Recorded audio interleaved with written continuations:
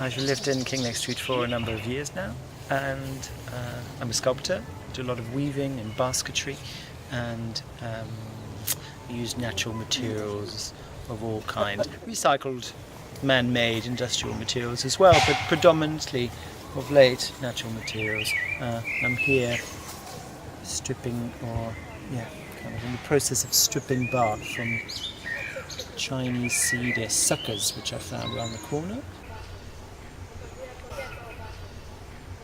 The plan is to use the branches which I've stripped like this and strip them of bark, and then the wood can be used to construct something with, but the bark, more importantly, is what I'm after. I dry out and then I kind of weave with. So the process is to let the bark dry out, and then I weave with it afterwards, making lashings to sort of hold together sticks, or making baskets, or all sorts of things really. I've recently worked with, cut back some nettles, and I've realised that they make a really good dye, so I might actually dye the bark with the nettles so that the bark will be green, a kind of bluey green, and then I'll make something with that.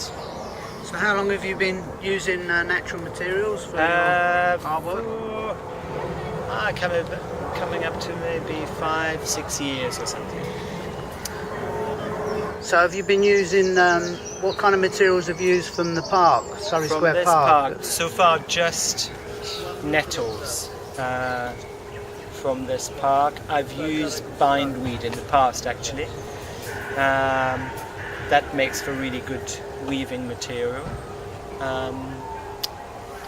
And then I've made jam with the elderberries. It's a combination. In fact, the nettles I've used, I've wasted nothing but a little bit of the root, because the bark has been used to make cord. Kind of here's an example of something I made earlier. So this, just testing out how strong the cord is. So that's the bark of the nettle. The pith has been used to make a basket with, and then the leaves I've eaten in a soup.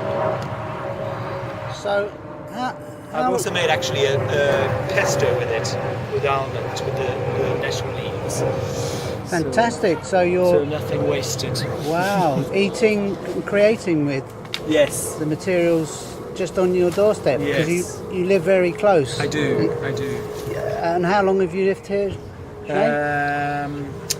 Well, I moved in 1988, so a long time ago. And what's your relationship with Surrey Square Park? Well, it's a close friend. I live just opposite. So I face the park. I'm on the first floor, just looking out to the park itself. What kind of changes have you seen? Quite a few new paths, football pitch being created, trees being planted, some trees being sort of cut back, the playground area being built since we've been here. It's just got much greener, it feels like, and managed in a more efficient way. There's a little wildlife area. There's sort of a little meadow area on the other side, which wasn't there before.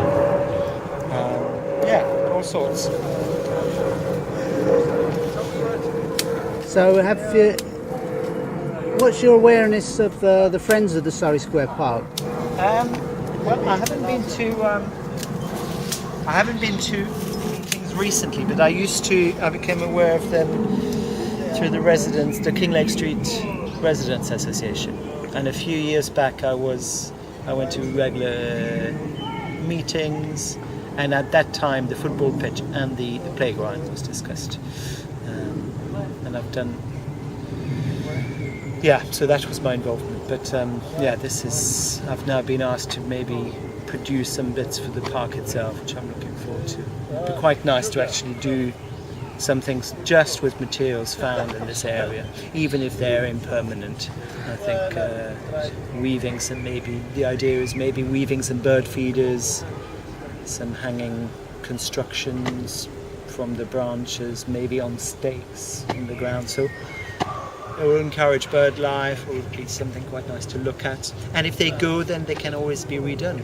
And if we get a community of people making these things as well, then there's no worry that, maybe there's less worry that the things will disappear, be vandalized, because people make it themselves, then why would they take them away? Fantastic, yeah. So what are your hopes for the future for the park? I think I'd love to see maybe a greater variety of plants being found here. I'm very much into foraging for wild food at the moment. And of course this season is perfect for it. And I've been going to this park for the nettles, but other parks to pick up various things. So it'd be great to have, sort of other things growing here as well. So how did you learn about wild foods? And through my interest in basketry, in hedgerow basketry, and I got into that through my practice, which is I work as a sculptor. So the weavings led me to work with natural materials. I'm very interested in working with thinking about the provenance of materials and where things come from, and working in a sustainable way and wasting no materials. So I pick things which I work with and which I eat, and there's no waste. so how do people react to your work as you're collecting? Do people wonder what you're doing? They do. I was picking cherries a few years back, I remember. Some kids approached me and said, asked me what I was doing, and I said, I'm picking cherries. And then, amazingly enough, they asked me what for. And I said, well, actually, to eat and make jam. So I'm not sure whether they had a connection or made the connection between what's in the pot of jam and what grows on the tree.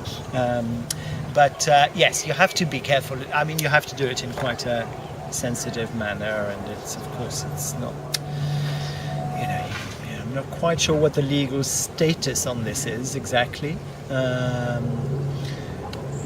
I think it's it's a fantastic way to walk around, actually, to identify plants and then sort of think, so what kind of plants this could be my supper this evening. Fantastic. So what kind of plants do we have in the wildlife area and the rest of the park?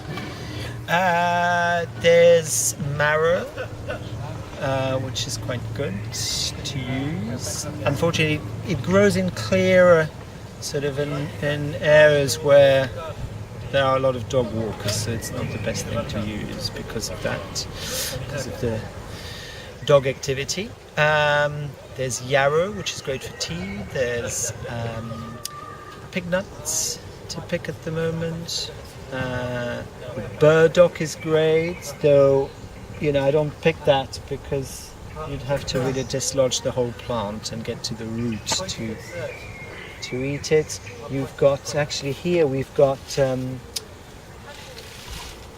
I think it's called sticky grass, cleavers, which is great for soups. We've got the elderberry flowers. Sorry, the elderflower, which is great for making fritters with. Or sort of, you can do elderflower water. And later on in August, September, you've got the berries, August actually, the berries which you can make jam with or wine with. What else do we have? Because we've got brambles, you'll have the berries from that. Great for making baskets. And I don't know what that plant is over there. That might be fat hen or sorrel. It's not fat hen. I think it might be sorrel. This is the one. I'm relatively new to wildlife foraging, so there's a few things I'm unsure about. That's probably not sorrel. So, there we go. Well, thank you, Shane, for your time and your love of the park. Pleasure. And everything wild. Pleasure.